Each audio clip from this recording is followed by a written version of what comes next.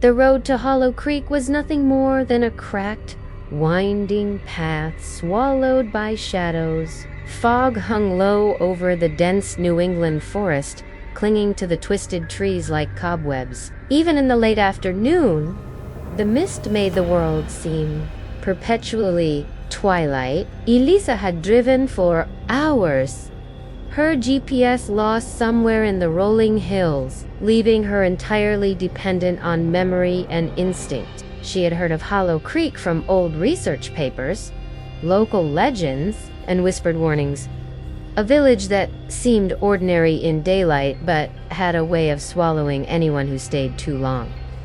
Elisa parked her car near the outskirts, the engine's hum fading into the thick silence. The air smelled of damp earth and decaying leaves, and the forest around her seemed to lean closer with every step. She adjusted her backpack, tightened her coat, and stepped toward the village. It was smaller than she expected, a cluster of wooden houses with paint peeling and windows darkened. A single street lamp flickered intermittently, casting long, quivering shadows across the cracked pavement. No one was around. Her footsteps echoed unnaturally, swallowed immediately by the fog. It was eerie how silent it was. Even birds seemed to have abandoned this place.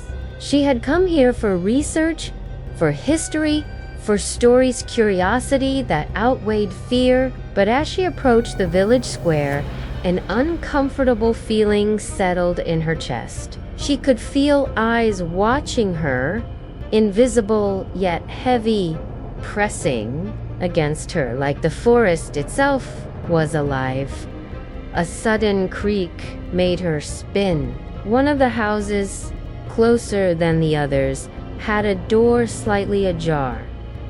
A dim light flickered inside. She hesitated. Every instinct screamed to leave, but curiosity pushed her forward. As she stepped in, the air was instantly colder, and a faint scent of smoke and rust clung to her clothes. Dust particles floated in the narrow beam of her flashlight, giving shape to shadows that darted just at the edges of her vision. The living room was empty, except for the remnants of what appeared to be a family's life frozen decades ago. Broken chairs, a faded rug, a shattered mirror that reflected her pale, anxious face. And then she saw it writing on the wall, scrawled in something dark and sticky, almost like dried blood. "They see you." Her breath caught, her flashlight shaking. A low sound came from upstairs, a thump, like a foot dragging across wooden boards. Her pulse surged.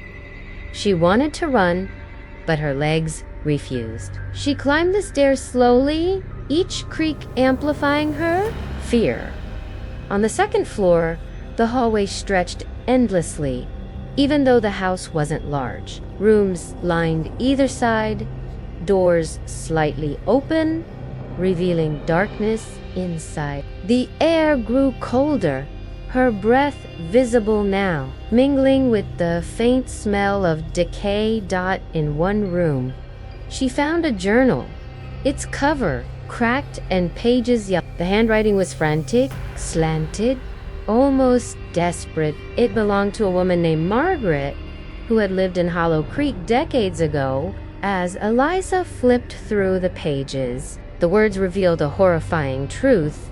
The villagers had discovered a way to extend life beyond death, to trap their souls and remain forever in Hollow Creek. The rituals were dark, involving chants, symbols, and offerings, each tied to someone in the village who had vanished without explanation. Suddenly, a cold hand brushed her shoulder. She spun, heart hammering, but no one was there. Only the shadows seemed to shift unnaturally, lengthening and twisting toward her.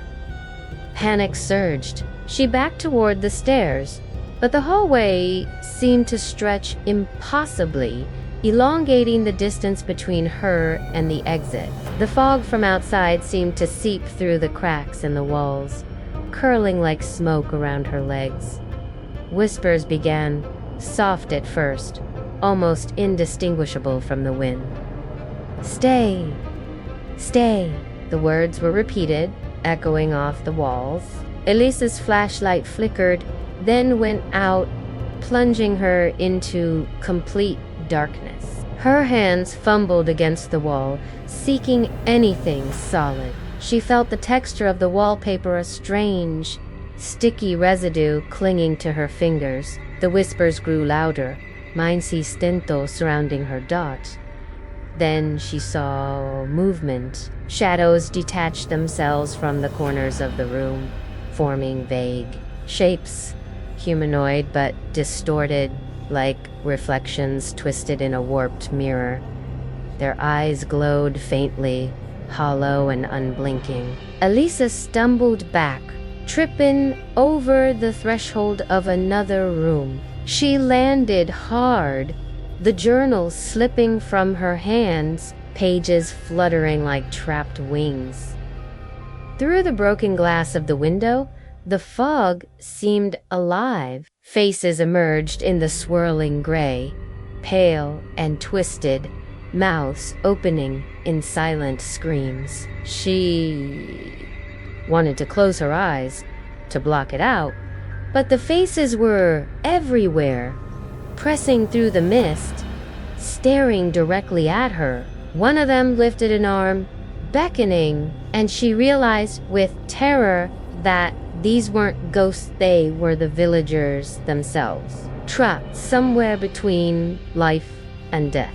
Their humanity stripped away, Elisa ran, her steps erratic as the house seemed to warp around her. Doors she remembered passing were now gone, hallways doubled back impossibly, stairs leading to nowhere. The whispers became a chorus, chanting in unison, "Forever, forever, forever, forever." The journal pages rose into the air, circling her like moths, and the ink ran across the walls, forming symbols she didn't recognize. They pulsed with a faint red light, illuminating the shadows that crept closer. She reached a door that led outside, but the world beyond had changed. The fog was thicker, suffocating, curling around her like tentacles. The trees, once still, now leaned in, branches grasping. She could hear footsteps behind herself, deliberate, impossible to trace, following her through the mist. Every instinct screamed that the forest was alive, that it was waiting. Suddenly, she stumbled into the village square. The flickering street lamp illuminated a fountain, dry and cracked around it. The silhouettes of people villagers from the journal stood frozen, heads tilted unnaturally. Their skin was pale, almost translucent, veins dark against their faces. They did not move, but their eyes followed her every motion. A gust of wind carried a low, guttural chant from the houses surrounding the square. Desperation overtook her, fear. She turned and ran toward the edge of the village, hoping to find the car she had left behind. But the fog seemed endless. The road disappeared, and the trees formed walls around her. Every path she tried led back to the square, as if the village itself refused to release her. Then she heard a sound that made her blood run cold, laughter, low, wet, echoing, coming from all directions. It wasn't human laughter. It was the sound of something ancient, cruel, and aware. Shapes began to emerge from the fog, figures hunched and limping, their movements jerky, unnatural. Their eyes were hollow, yet somehow alive, burning with a hunger Eliza couldn't understand. She backed into a corner, heart racing. Her hands gripped a branch like a weapon, but it was useless. The figures surrounded her, whispering, chanting, laughing. She tried to scream, but no sound came out. One of them leaned close, and she could see the twisted, half-human face, a grin splitting the skin, eyes too large, pupils like black pits. "You shouldn't have come," it hit. Its voice was layered, multiple tones at once, like dozens of people speaking in unison. "We keep what belongs to Hollow Creek." Elisa tried to flee, twisting her body through the gaps, but the figures moved with impossible speed, blocking her at every turn. She realized then that the fog was part of them, a medium through which they could manipulate the world. Every breath she took seemed to drag her deeper into their realm, the boundary between the living world and Hollow Creek's nightmare dissolving. She was pulled forward not by hands, but by the village itself. The ground beneath her became soft, almost like walking on thick, wet fabric. Shapes reached from the mist, their fingers curling around her ankles, dragging her down. She screamed, a sound muffled by the fog, and flailed wildly. Her backpack tore, spilling the journal across the ground. The pages fluttered, then rose, spinning around her like a cyclone, symbols glowing red, matching the patterns etched in the walls, dots in that whirlwind. She glimpsed visions, families trapped in perpetual torment, shadows feeding on light, whispers of rituals performed in secret basements, graves dug and emptied, and the endless chant of the villagers, "Forever, forever, forever." Her mind struggled to process it all. She wanted to fight, but the fog seeped into her skin, into her lungs, cold and invasive. Time became meaningless. Seconds stretched into minutes, minutes into hours. The fog whispered her name, coaxing her, teasing her with fleeting glimpses of escape. She lunged, but always returned to the square. The villagers' eyes glowed brighter, their forms solidifying into grotesque parodies of life. The laughter grew louder, drowning all rational thought. Finally, she stumbled and fell to her knees, gasping. The fog thickened, dense enough to taste, and she realized she could no longer see the village. The village was all around her. From above, the shapes of houses, trees, and streets twisted, bending impossibly, forming a labyrinth. The journal's pages floated above, glowing red symbols illuminating her terrified face. The villagers' whispers merged into one, a deafening chant that pressed against her skull.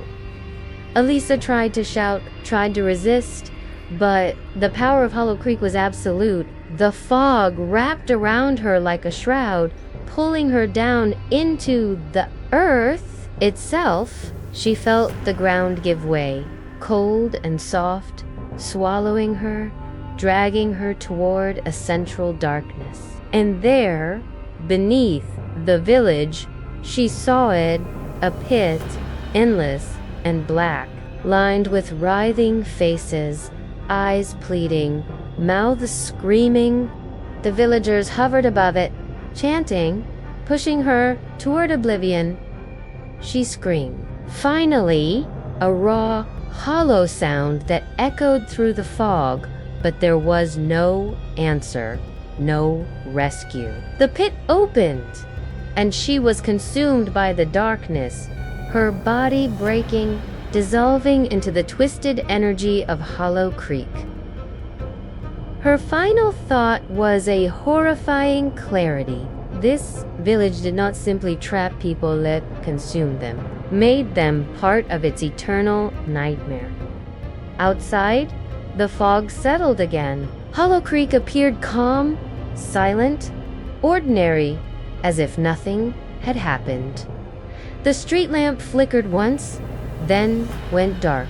In the distance, the wind carried a faint whisper, almost indistinguishable. Forever, the village waited patiently for the next visitor, the next curious soul, foolish enough to enter its boundaries. And Hollow Creek's hunger was endless. No one ever left Hollow Creek, not truly.